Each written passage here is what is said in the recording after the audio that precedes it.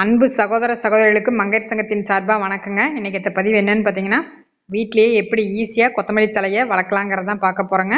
இந்த பதிவை பார்க்குறக்கு முன்னாடி எங்கள் சேனலை தடவை பார்க்குறவங்களா இருந்தால் ப்ளீஸ் சப்ஸ்கிரைப் பண்ணி வச்சுக்கோங்க. பக்கத்தில் இருக்கிற பெல்லைக்கான ப்ரெஸ் பண்ண மறந்துடாதீங்க. நாங்கள் போடுற வீடியோ உங்களுக்கு டெய்லி அப்டேட் ஆகிட்டுருக்குங்க. இந்த வீடியோவை எண்டு வரைக்கும் ஸ்கிப் பண்ணாமல் பாருங்கள். எப்படி நம்ம வீட்டிலேயே ஆர்கானிக்காக வளர்த்தலாங்கிறதான் பார்க்க போகிறோங்க. எந்த வித மருந்தும் போடாமல் அவ்வளோ ஒரு அழகாக இதை வளர்த்தி நல்லா ஒரு ஹெல்த்தியான நம்ம சாப்பிட்லாங்க. இந்த கொத்தமல்லி விதை, அதாவது நாட்டு கொத்தமல்லி விதை கிடச்சிதுன்னா நீங்கள் கண்டிப்பாக விட்டுறாதீங்க. நல்லா வீட்டில் உங்ககிட்ட என்ன மண் தொட்டி இருந்தாலும் சரி, நீங்கள் போட்டு இந்த மாதிரி அழகாக வளர்த்தலாங்க. இதுக்காக நான் எடுத்துருக்கிற தொட்டி ஃபஸ்ட்டு வந்து நம்ம மண் கலவையை ரெடி பண்ணுங்க. அதில் மணல், அதுக்கப்புறமா நான் கோகோ பீட்டெல்லாம் யூஸ் பண்ணலைங்க, செம்மண் யூஸ் பண்ணியிருக்கிறேன், மணல் யூஸ் பண்ணியிருக்கிறேன், மண்புழு உரம் யூஸ் பண்ணியிருக்கிறேன். அதுக்கப்புறமா இதில் வந்து மாட்டு சாணம் யூஸ் பண்ணிக்கிறேங்க. அதுக்கப்புறம் வேப்பம் புண்ணாக்கு இதெல்லாம் நான் யூஸ் பண்ணிக்கிறேன். சாம்பலுக்கு அந்த சாம்பலை வந்து நான் யூஸ் பண்ணிக்கிறேங்க. எல்லாம் மண் கலவையில் கலந்து இது ஒரு 2 நாள், இது வந்து வெங்காய சருகெல்லாம் ஊற வச்ச தண்ணிங்க. மண் கலவையை ஒரு 2-3 நாள் நம்ம ரெடி பண்ணிட்டோம்னா அதுக்கப்புறம் நம்ம மல்லி விதையை போட்டால் நல்லா அழகாக வளர்ந்து வருங்க. இதுக்கு மண் கலவை ரொம்ப ரொம்ப முக்கியம். இப்போ நான் வெந்தயம் ஒரு கப்லையும், இது வந்து முழு வெந்தயம் எடுத்துக்கலாங்க. இது வந்து வெந்தயக்கீரைக்கு நான் வந்து 2 தொட்டிக்கு போடுறேன். வெந்தயம் கீரைக்கு ஒரு தொட்டிலையும், இன்னொரு கீரைக்கு கொத்தமல்லி தலையும் போட போகிறேங்க. இப்போ கொத்தமல்லி விதை, நாட்டு கொத்தமல்லி விதை தான் எடுத்துருக்குறேங்க. இதை வந்து 1-2 நான் தட்டிக்க போகிறேன்.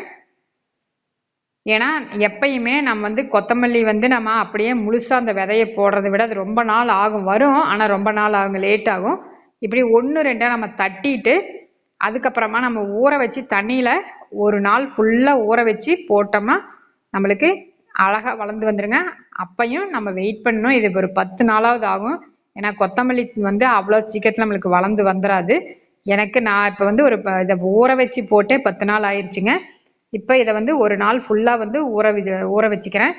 வெந்தயம் வந்து நீங்கள் நல்லா ஊறினதுக்கப்புறமா நீங்கள் முளைக்கட்டியும் போடலாம். நான் வந்து ஒரு நாள் ஃபுல்லாக தண்ணியில் ஊற வச்சுட்டு நான் அப்படியே போட்டேன்.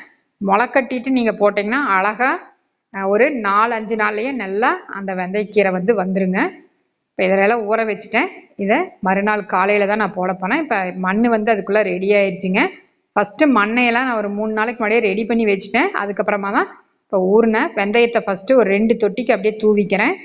இது வந்து கொஞ்சம் தூரமாக தான் போடுறேன்.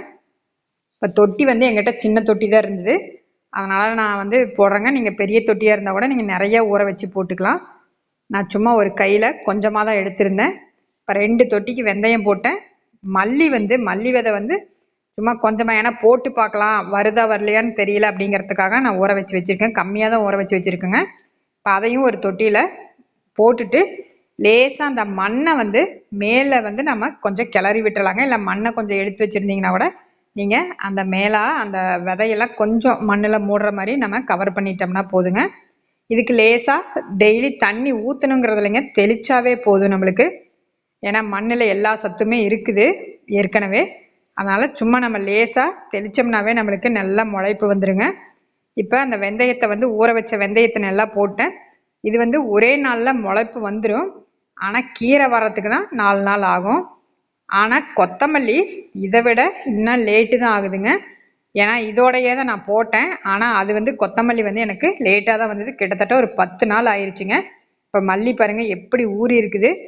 அந்த ஊறின மல்லியை போட்டு எனக்கு ஒரு 10 நாள் ஆயிடுச்சுங்க. நல்லா அடர்த்தியாக வந்திருக்குது. நான் போட்டேன் எங்கெங்கே போட்டேன்னா அந்த இடத்துல எல்லாம் எல்லாமே நல்லா முளைப்பு வந்திருக்குதுங்க.